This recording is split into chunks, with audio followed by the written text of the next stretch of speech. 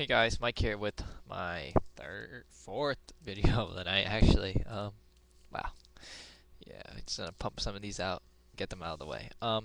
So my last Spider-Man video was a little long. Actually, it's really long. I got off track and I got caught up in how awesome the book was.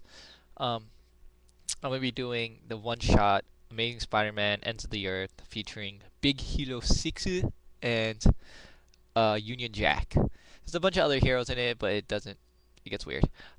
So this is a one shot. It basically explains, what the other heroes who Spider-Man called to arms are doing. So the story is by Rob Williams. He does part one. Part two is done by Brian Clevinger. Pencils and art is done by Thony SIlas, and inks by Victor Olazaba, and colors by Will Quintana. Um, and not much else to say. So the first page actually is taken straight out of Spider-Man Ends of the Earth number 4 or 3, the one where Spider-Man calls people. Um, and you see, in all honesty, you see part one. You see, Union Jack. He's finding this giant robot, and you see that he's calling everyone on a suicide mission, and you see a whole bunch of heroes um, answer the call. Uh, so he sends them all over the world, and in all honesty, the artwork for part one I do not like at all. Mostly because of the way Silver Sable and Black Widow are drawn. It's really weird. Um, but part one, you see all these heroes take up the call, and move on to their neck of the woods, the satellites, or where Doc Ock is building these satellites. And Spidey knows that he's sending them on a he's sending them on a death mission, and he's not a leader. Um, and Black Widow tries to tell him, the fact that you care so much makes you a leader. Um, so they decide that they're gonna, so the first hero we see is the kangaroo. I guess his powers are sort of like he has a kangaroo suit, a marsupial-based suit. Um, so he heads into this building in Australia, and he meets Lady Deathstrike, and they start fighting. And I'm pretty sure she kills him. She sticks her hand through his chest, and he fails. So these guys don't patch in, like they can only track them if they patch into the communication devices he sent them or they set up. The kangaroo didn't, so he sort of failed at that. Then we go into Jerusalem when we have Sabra. Basically she's a mutant with superhuman abilities. What that means, I don't really know, but she gets into this building. There are a whole bunch of Octobots, and she EMPs them. She moves on to go stop the missiles. She gets shot by Crossbones, who's there eating a sandwich, and it says Crossbones, brutal assassin, enjoy sandwiches. Um, I actually don't know her powers. It's a little anticlimactic. You then move to Siberia, and Titanium Man is fighting the Scorpion, and Titanium Man manages to grab the rocket, but the Scorpion in his new suit takes down Titanium Man. So like no matter what, all their allies are getting taken down one after another. So they decide to get to London as fast as they can to help Union Jack. It's in the Olympic Stadium that's being built, which is actually I like how they're tying in current events to it. Union Jack gets attacked by Slaymaster Mark II, who's basically the assassin, the best British assassin apparently, I guess. This dude wanted to fight Captain Britain, but he'll take the you know the fake copy. And he's like, you're wearing the flag. That's all that matters. So Union Jack actually he's like some sort of magical super soldier, something like that. He takes this guy down. I'm not sure if he kills him or not, but he pretty much shoots him, and ends up fighting a giant Octobot. He gets in he And by the time Spidey and them they're worried they're too late. By the time they get there, you see Union Jack. He's already whooped the shit out of everything, and he guess he's taking pictures of everything. And he's, they're wondering how he beat it. It's like, you know what? It's like any other machine. You get inside, you pull some crap out, you take him down.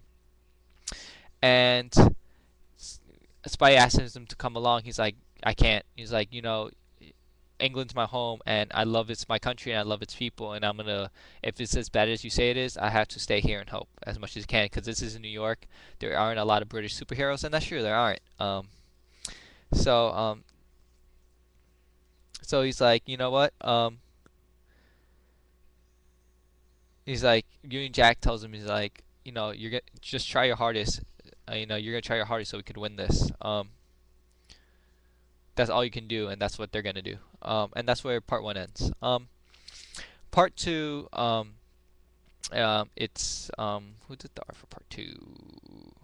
So part one, the pencils are by the same person. Part two takes place in Japan with Big Hero 6, Japan's premier Avenger, Japan's Avengers. There's 6 heroes, each with different powers. We got one that's, I guess, is super fast. I guess they're using tech, or I don't know if they have powers. But this girl, she builds she's like Cannonball, or sorta, but she moves really fast and has an energy aura. I don't know. But her and her team are trying to break through this barrier that Doc Ock put up around this building, and they're trying to hack into it, but they can't. And then you see this Japanese villain who is Everwraith, who's basically a psychic manifestation of all the people who died in the Hiroshima nuclear attacks. Interesting, a little interesting, I guess. So you see all of Big Hero 6 come out. There's this one guy. There's this woman called Fury Wamu, who is their liaison. She wears an eye patch. Oh, Nick Fury, maybe. You see this guy called Fred. Fredzilla is his name. He jumps out of a plane, and he's sort of like Armor from the X-Men, but instead of armor, he gets this Godzilla S, or Kaiju, as Godzilla is known in Japan. He's a kaiju monster, a giant lizard monster, aura, and he sort of gets beaten down. They just get their asses whooped. So we end up calling this other hero, another part of Big Hero 6, Honey Lemon, who has his ability, this bag, and it's like a dimensional pocket. So basically he reaches in and sees if she can find what they need. She manages they need this a hypothetical energy conversion blaster. She reaches into her bag and pulls one out. But you see in the Andromeda Galaxy, Reed Richards there with this gun, and he's like, let's see a villain try to use a weapon to wield impossible energies in his presence. And you see the girl grab it, and Reed Richards says, there are 6 ways this is impossible. So they they steal this gun from Reed, and they use it on the shield, which breaks the shield, and 2 more parts of the Big Hero 6 show up. A giant robot and this samurai, Wasabi no Ginger. These guys have the silliest name, and in all seriousness, these names are so silly. They manage to break in, they manage to fight everything, but the missile launches. And they send the robot, who's actually, what's crazy, a little robot and a big robot. They throw it like fastball special style at the rocket. He catches it and it blows up. You think, oh, the robot's dead. No, he's saved, and that's where the issue ends, with these guys actually saving the day. So all in all, this book was not bad, in all honesty. It's a little disappointing that half the heroes, or half the people he called up, are more than half actually. He called 5 people, answered the call. 1, 2, 3, 4, 5. Yeah, 5 groups, or 5 heroes, or 5 teams essentially answered the call, Spider-Man's call, and only 2 of them succeeded. 2 are dead. One's got his ass whooped, and the others were. And I feel bad that they don't really go into the other 2 characters, Kangaroo and Sabra, too much, because Sabra, what's her power? She has superhuman abilities. What the hell does that mean? But all right, so story-wise, is by part 1 by Brian Clevinger, I believe, or Rob Williams. I don't. Here, let me check. Actually, I totally blanked out on who did what. Yeah, Rob Williams, part 1. the the I guess Union Jack part. Um, so he did the whole everyone dying part. It's a little depressing.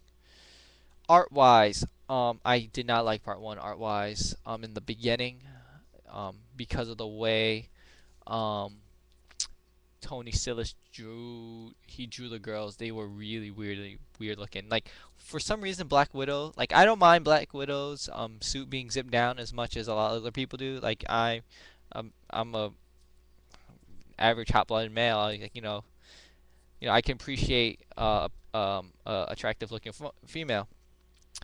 But the way he drew her just looked retarded.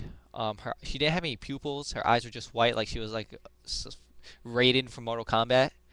Her junk was just like out, like in the open. It was just ridiculous. Like I don't mind you drawing the females, attractive. Just you know, over the top isn't good. In some situations. Um, yeah, so it's really bad. In my honest opinion. So, part one. Other than that, the Union Jack part was actually really good. Not many of you know who Union Jack is. He's a hero that this is not the original Union Jack. The original Union Jack actually was part of fought in World War II alongside Captain America, and this is his, I guess, the second Union Jack. Which is really good. I like the way he did it. He's just a man with little superhuman abilities. He has a gun. He has a sword. He managed to save the day. Um, so solid work at the second part. Part one, the second half of part one. Good job. Um, After that, not much else I had to say about part one. Part two was actually good. Regardless of the Japanese people having the dumbest names in superhero history, it was actually really cool. I like the way they brought these heroes. And I don't know Big Hero 6. Like who the hell are these guys? But the way they did it was really fun. It was just over the top. It was really cool. I really liked that a lot. I hope I see these guys in more comic books actually. So all in all, a good job by these guys. A solid issue. I'm gonna be giving it 3.5 out of 5. As I said, the way he drew the females just irritate the crap out of me. But thanks for watching, guys. Let me know what's up, what you think about this. I'm gonna be doing one more video before I go to bed tonight, I think. All in all, thanks for watching.